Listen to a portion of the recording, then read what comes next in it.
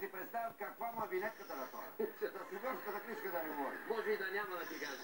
А сега е време за малко танци. Да, уния трите... Добри ли да ви?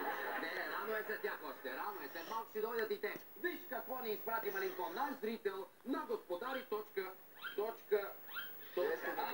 господари.com. Виж. Ето така, погледни, преминават часовете по музика за 6-ти клас в училище Цанко Църковски, град Полски Трамбет. Както виждаш, купона е чутовен, а чалгата се вее под благосклонния поглед на учителя по музика. Ужас, ужас, ужас. Боже, пиши един ужас и от мене, даже ужас на релси. Да. Тези шестократници тетрадки ли им трябват? Един пакет салфетки, бе, по-достатъчен за чистите. Е, така. Браво, моите деца, браво! Браво! Цанко Църковски, Полски Трамбет.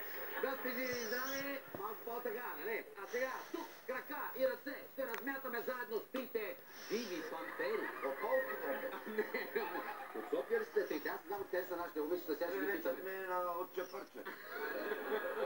Всички сме софиянци, така или иначе, рано или късно. Лили, Ради и Фики, Диди.